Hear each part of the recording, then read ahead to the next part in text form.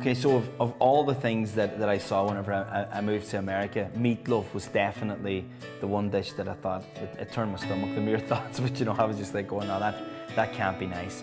But again, once I had my first taste of it, I loved it.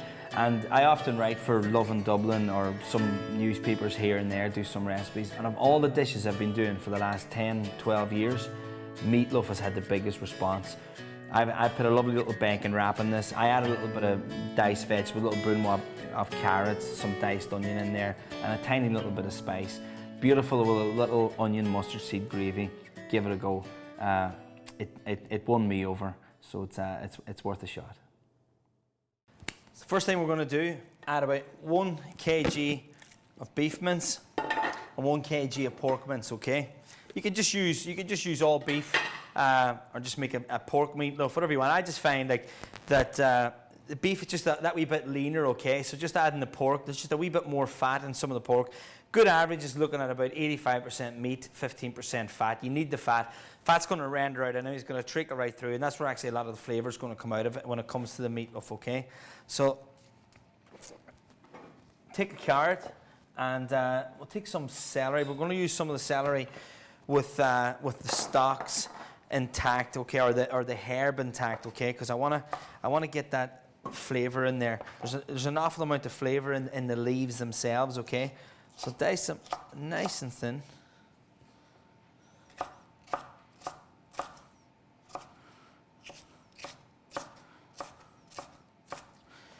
Okay, and then a little brunoise dice is what this is called, okay.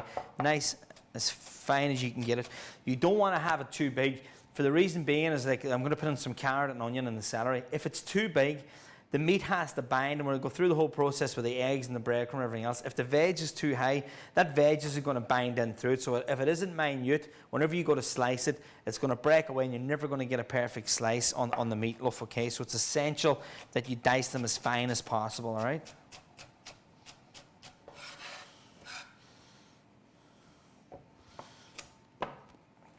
Okay, take the carrot, cut it in half, and make sure that the base of the carrot is completely flat, okay? You don't want it sliding away. And really take your time with this end of things.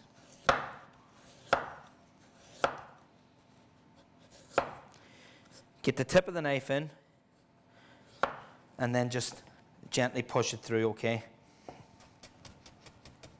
Exact same as the celery. Nice julienne strips. And then a little brunoise dice, okay?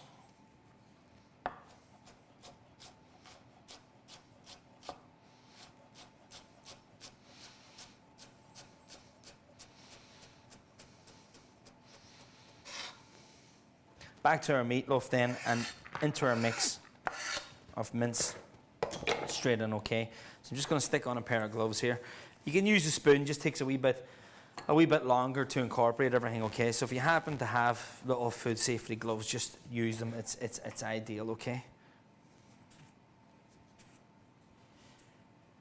4 or 5 little pinches of salt and 2 decent pinches of pepper, okay?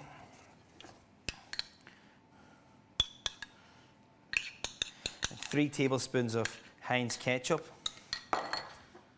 About 1 tablespoon's worth of Tabasco sauce. And about 2 tablespoons of Worcester sauce. Okay. Just need to add some of the onion.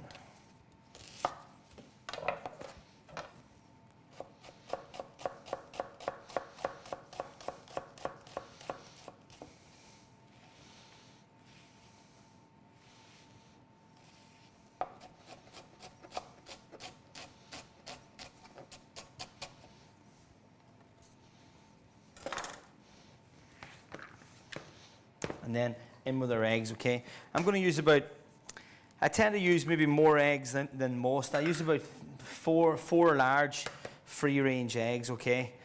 Maybe even 5. It doesn't really matter because we're going to use the breadcrumbs anyway to bind it back together, okay?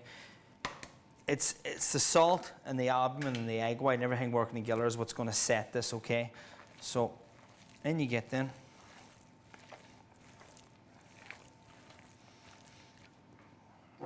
Okay, so all the wet ingredients are all combined, and then we're going to add about 150, 200 grams of fresh breadcrumb, okay?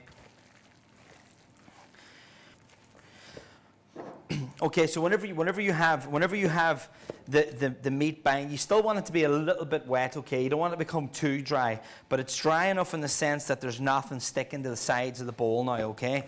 So just get it all, well, compact it in, set it aside, and out with our foil-lined tin, okay? Take off the gloves, discard them, and then just some bacon rashers, okay?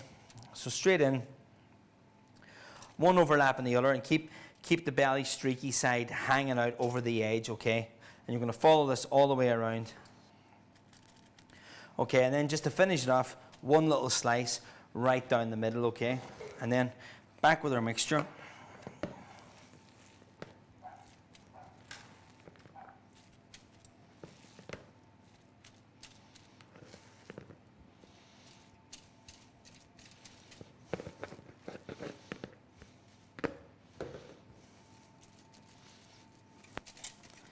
Now, depending on your tin size, okay, you might have a little bit left over here. I tend to just make little burgers with these here, or roll them into meatballs and freeze them, and make like a little Tuscan bean and meatball soup, whatever you have, or just you cut it down. I always prefer to have a little bit extra for the simple reason is I can make a few other dishes with that, okay? So it's no harm to have a little bit left over, okay? So then overlap your bacon slices, like so. Set it into the middle. Give it a little press again so that it's nice and tight and compact. And have the oven preheated at about 180 degrees. And we're going to set that in now for about 60 minutes and just leave it, okay?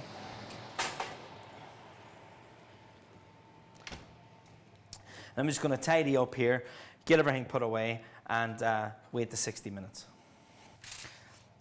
Okay, so after the 60 minutes, the meatloaf's ready.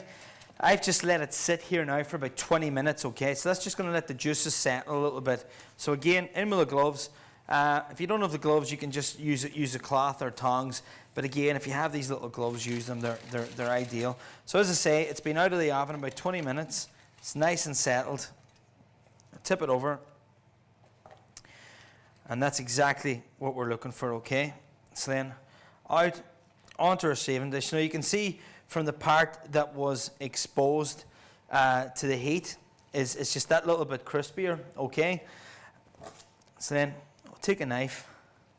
Now again, because we've let it rest, we don't have too much juice pouring all over the place because it's settled right back into the meatloaf, okay? And there we go. Just slice it then as if you're just slicing a joint of roast beef. And there you have it. Beautiful bacon wrapped pork and beef meatloaf, and ideal to serve with some mashed potatoes, some buttery carrots, and some sweet. Beautiful.